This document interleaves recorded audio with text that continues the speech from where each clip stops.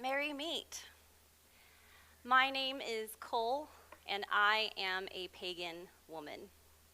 In honor of Women's History Month, or rather kicking it off very early, and honoring those who dwell on the outside of mainstream religions, today's service is about pagan women of note. Women who laid foundations and revealed many paths for the diversity of people who call themselves spiritual outsiders.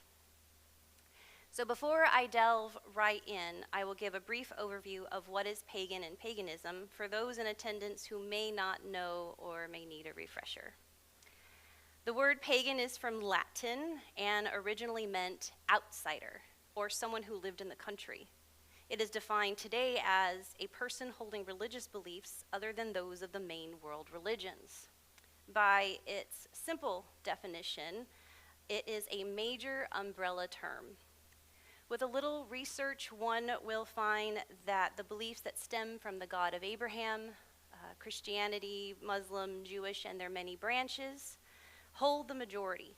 So by this definition, there are a lot of traditions that can and may be considered pagan.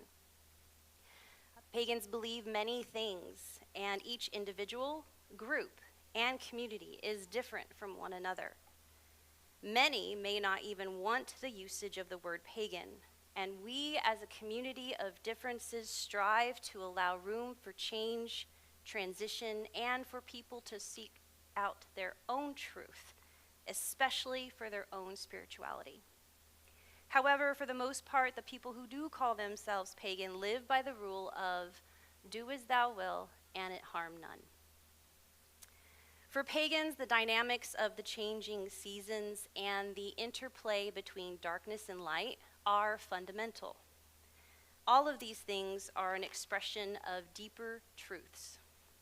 By making a conscious choice to be active participants in the natural ebb and flow of the year and the natural world, pagans find harmony. Pagan paths are experiential, and the experience is a major part of our magic, energy, spell, and prayer. This is the reason for rituals, as it guides pagans on an experiential journey in order to feel connected within, without, above, below, and all around. Now, for this service, I had a very hard time choosing who to talk about because, you only got 20 minutes. So it was difficult to choose among the many pagan women in history and living today. And during my research, I even introduced myself to new ones. So of the many women's names, I decided to focus on 3 of them. And maybe next year we should have a part 2. But with as many names as I found and surprises I found, we might need a part 3 and 4 as well. So when I began my first steps, here we go. So today we acknowledge 3 women, Doreen Valiente, Starhawk, and Selena Fox. When I began my first steps into alternative spiritualities, I first found Wicca, a pagan, syncretic, earth-centered religion. The first few pagans that I had ever met in my life were Wiccan, and I began my search there. I started a year of study with a Wiccan teaching order, and the first pagan woman that I was introduced to through my studies was an English Wiccan named Doreen Edith Domini Valiente. Well, first I do have to talk about a guy, Gerald Gardner, who started the Gardnerian tradition of Wicca in the 1950s, and who has been known as the father of Wicca. But he couldn't have done a lot of it without Valiente, who is also fondly known as the mother of Wicca.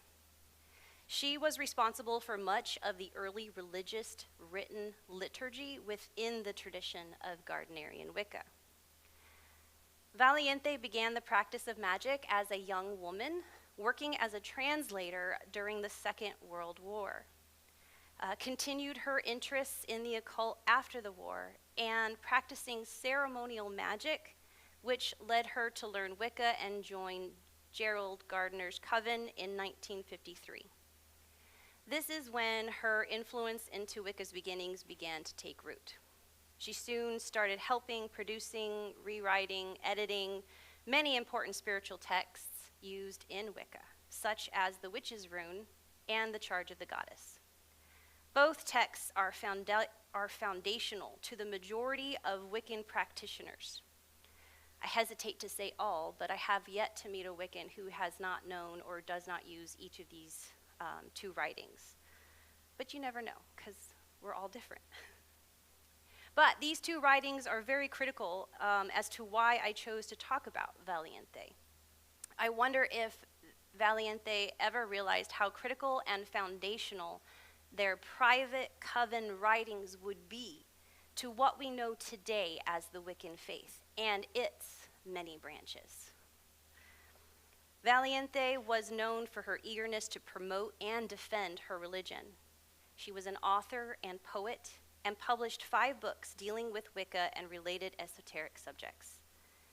Valiente also played a leading role in both the Witchcraft Research Association and then the Pagan Front during the 1960s and 70s. So there is no doubt that Valiente had a significant impact in the history of Wicca. So, next person, if you ever hang around pagans long enough, eventually you'll hear the name Starhawk. Or if you go over to their house more often, you'll see probably the Spiral Dance, the book, on their bookshelves. Starhawk is an author, activist, permacultural designer, and teacher, and a prominent voice in modern earth-based spirituality and ecofeminism. At present, she is the author or co-author of about 13 books. Starhawk founded Earth Activist Training, teaching permacultural design grounded in spirituality, and with a major focus on activism. She travels internationally, lecturing and teaching on earth-based spirituality, the tools of ritual, and skills of activism. And since its first course in May of 2001, the Earth Activist Trainings have graduated over 1,000 students who now shepherd projects like community powered down strategies in Iowa City, water catchment programs in Bolivia, inner city gardens in San Francisco, and programs in the West Bank of Palestine. Starhawk is a definite name drop within the pagan community and is a veteran of many progressive movements, from anti-war to anti-nukes, and is deeply committed to bringing the techniques and creative power of spirituality to political activism. The reclaiming tradition is one of the largest earth-based spiritualities, of which she is a co-founder in its creation. This tradition is a large activist branch of modern pagan religion.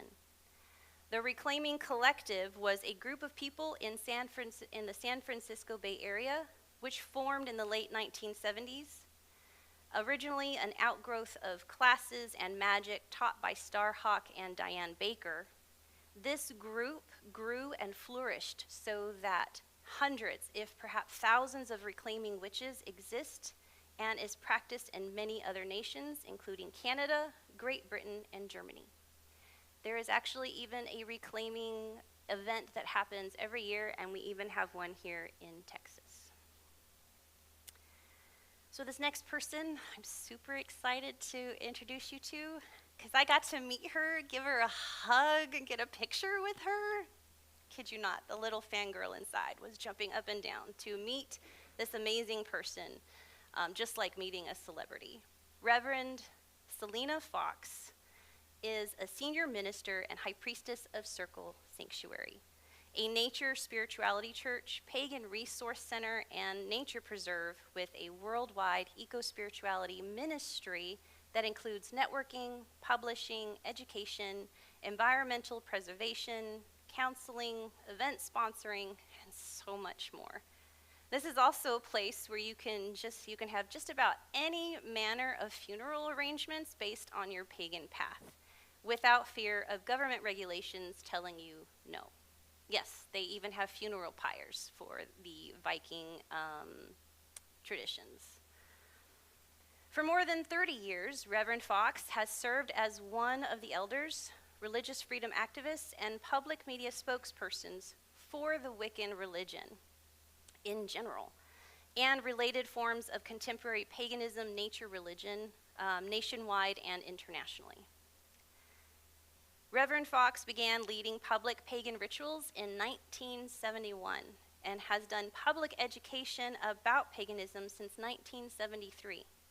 She is still very active to this day and even keeps up with most of her social media circles. People have said that she is the Energizer Bunny of the pagan world when they meet her.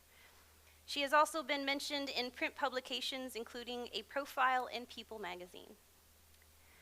Now, one particular event that Reverend Fox headed was the Pentacle Quest, to fight for the rights of pagan military people to have the symbol of their faith, pagan faith, allowed on their tombstones.